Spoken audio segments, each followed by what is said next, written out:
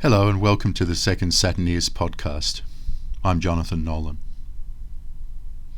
I've been listening to a lot of Beyond Creepy podcasts going back several years, and I think they're really excellent and they're well put together. But one thing that struck me is that despite the thoroughness of the host's coverage of Fortean events and a respectful way that he relays the really quite incredible reports that were made to various investigator groups by people who've experienced strange things and strange creatures and so on, there's still a tendency to immediately jump to calling the unknown entities visitors, or to automatically connect what might be a meteorological event and a coincidence with encountering an unknown animal or humanoid.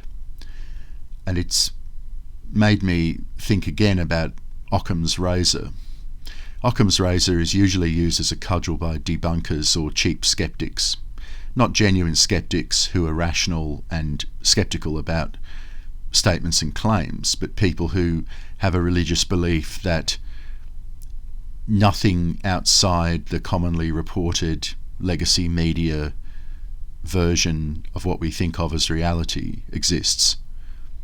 So in other words, there is no world beyond the extended physical senses as described by publicly consumed media. That's a falsified view in any event, but leaning on Occam's razor the way they do in some ways has discredited Occam's razor for those who have a more open mind, and in turn, by rejecting any use of Occam's razor in a real sense, open-minded researchers and seekers of the truth are disabling their own critical thinking to an extent, and I think that's extremely unfortunate. Properly stated, and as applied in, for example, mathematical physics or physics, Occam's razor says that the simplest explanation, which takes into account all observed facts, is most often the correct explanation. Not always, but most often. So it's an argument related to probability based on observation. It isn't in any sense authority to exclude the strange, the unexpected, the apparently unreal. So because there's well poisoning by government agencies, hoaxes and snake oil salesmen, the stumbling block for researchers who do still use Occam's razor is that there's a difficulty in filtering what genuinely are observed facts. And of course there's the witness interpretation of what they see. I'll give some examples, but I think it's important to fully absorb this concept of a real application of Occam's razor first. For example, so-called UFO, so-called aliens, when people encounter them outside or inside their bedroom or their living room or in a dream or, and so on, many of the entities encountered are not associated with any kind of vehicle. No genuine vehicle. And yet even apparently quite objective researchers and reporters call them visitors. Well, that has an implication which is probably unfortunate. Yes, they are literally visiting the person who experiences them. But by calling them visitors with an almost capital V, the temptation becomes to embrace tacitly the concept that they are space travellers or interdimensional travellers. I mean, we don't call an unexpected animal that we see in our back garden or just over the fence a visitor in that same sense. We might use the word ironically, but we don't have that loaded word implying that somehow the animal that we see is a visitor from an unknown world. So it's probably better to abandon using loaded words and phrases and to, in a more dry way, which of course is less entertaining way, try and remove all spin, even spin which is supportive or positive, and just go back to the basic experience. Now, skeptics and debunkers who go in with this almost religious belief that, none of it is real, none of it can ever be verified, none of it is real. That obviously means that they're not trying to verify any of it, and they're not trying to falsify it in a scientific sense to test it. They are basically just looking for the reason why it's not real, and the reason why it didn't happen, or the reason why the person's hallucinating, or the reason why they're lying, and so on. What fascinates me about the debunking is that so much of it is intelligence agency or military sponsored, which is why the debunkers never ever offer as an explanation secret military projects. They're prepared to stretch credibility to breaking point by saying, maybe they were circus monkeys that somebody spray painted silver and then they accidentally escaped and then the people misidentified them, or maybe it was a flock of savage barn owls and they misinterpreted them. They reach for that before they go, maybe it was a graduation exercise for Air Force intelligence or CIA or NSA. Maybe they're deliberately messing with these people and observing the results for some reason. Maybe it's another one of their social media control system tests, because they do these things. The Project Beta Paul Benowitz affair is documented fact that for years 3 separate intelligence agencies and other government agencies broke into a man's home, persecuted him, falsified computer messages, masqueraded as aliens, fed him false information, took him on a helicopter tour and gave him more false information. They went to such an extreme effort to not just mislead and brainwash him, but to psychologically break him. Now, in latter years, as that came out and was finally reluctantly confirmed and admitted, there's still more limited hangout. In other words, there's still more yes, but. And the latest excuse related to Paul Benowitz is that the men responsible, like Richard Doty, were wildcards who were acting, outside normal chain of command and authority. Well, that's very convenient for the people who were in charge of the military and the intelligence agencies at the time, but there's no proof of that. If we're now going to debunk and be skeptic, there's no proof of those assertions, and the people asserting them are responsible for structured lies that sent a man insane. So why would they be lying to Paul Benowitz and telling the truth about why they did it?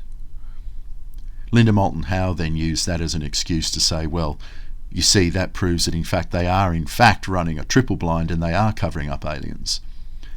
But then you've got to turn to serious analysts like Greg Valdez in his Dulce book and say, well, okay, but let's just take a law enforcement approach and stick with what we've got evidence of. We know that they falsified and attacked and did these terrible things to Paul Benowitz. And we know that the vehicles that he thought were alien are actually part of the Lightcraft laser-driven magneto-hydrodynamic propulsion project, nuclear spaceship projects, and a Special Forces helicopter with a light rig that makes it look like a UFO and is basically silent unless it's directly overhead. And we know that that alleged UFO was monitoring radio frequencies, and that when we swapped to a language they couldn't speak, it could no longer avoid us as if by magic, because it was literally just tapping into our communications. So that's all confirmed. What isn't confirmed is the existence of aliens in any way. So continually trying to bring it back to aliens, of which there's no proof, is very silly. But there are many examples of this kind of reluctance to abandon space aliens or interdimensional aliens and so on. And I would never say that space aliens and interdimensional aliens don't exist. What I would say is it's as silly to jump to that as it is to be a skeptic or a debunker who is so close-minded that no amount of evidence of any quality would convince them. So another example of this is Bigfoot. Why aren't there any good pictures of Bigfoot? Why is Bigfoot always blurry? Well, in fact, there are good pictures of Bigfoot, because I conducted a survey over the last 2 days while I was thinking about doing this podcast, and there are some excellent pictures, mostly of incomplete figures, but nevertheless quite clear. and it's possible to zoom in, adjust contrast and colour and brightness, and see more details that are not obvious to the naked eye in the original footage or picture. So in fact there are. And in terms of what those pictures show, it's very much like a primate of some sort. It's a great ape of some sort, of an unidentified type, but not a particularly unusual type in some respects. It fits what one would expect about a primate. I haven't seen any good pictures of the very, very human ones or the very, very alien ones, and there's certainly no footage that I've seen that shows them fading out of existence and so on. So again, I'm not saying that there aren't ultra-terrestrials that vibrate at different frequencies and are temporarily real and then fade back out, or that there are creatures from the dreamlands that temporarily manifest and so on. I'm not saying any of that is untrue, because every explanation could be true at least once, apart from ones that are so farcical that they're really not supported by any facts or observations at all. But even highly unlikely things might be true at least once. But some of the so-called high strangeness or really, really strange reports are some of the ones that have good evidence but are also most amenable to more mundane explanations. It's just that the mundane explanations involve things like military intelligence, intelligence agencies, structured psychological experiments, covering up for accidental release of poison gases or germ warfare products, or in some cases they're part of a long-term deliberate government hoax to cover up the operation of still secret vehicles. For example, there's the involvement of the special forces with some Bigfoot, Mudman, Dogman, Wild Man, Invisible Monster events. There's an event, people see a strange creature, next thing they know, special forces have turned up in the area and the area is sealed off.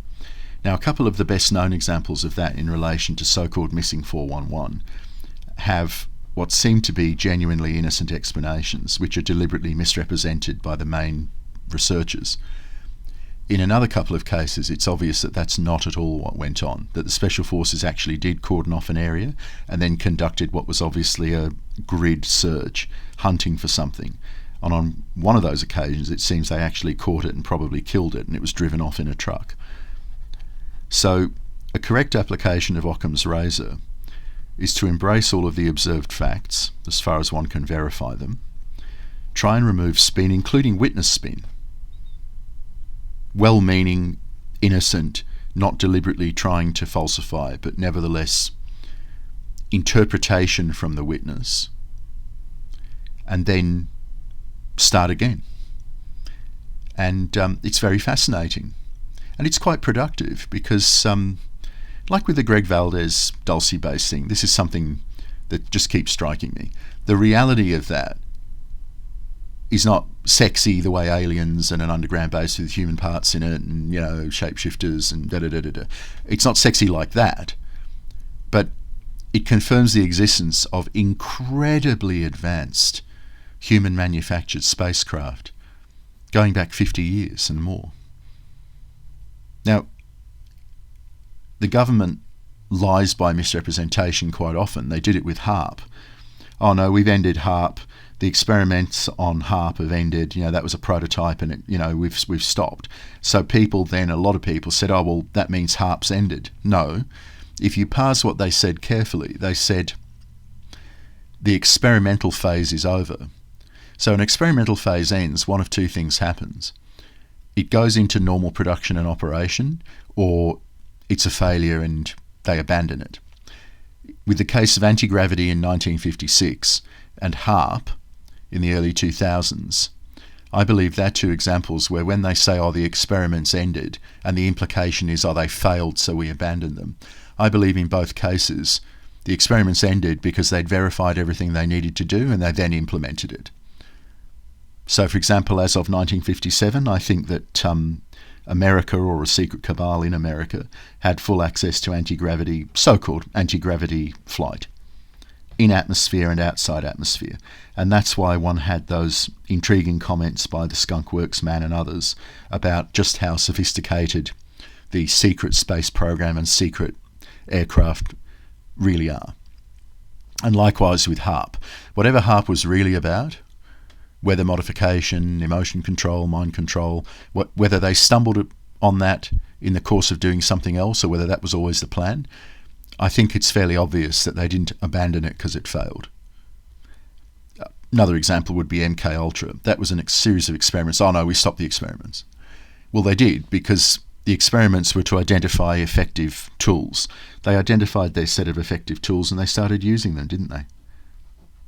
Social media is an outgrowth of MK Ultra. The constant habituation and conditioning, the reward and penalty response, social credit. So in this podcast, I just wanted to talk about Occam's razor and remind people to apply it, but try and apply it properly. So I hope that's of some use, and I'll talk to you again soon.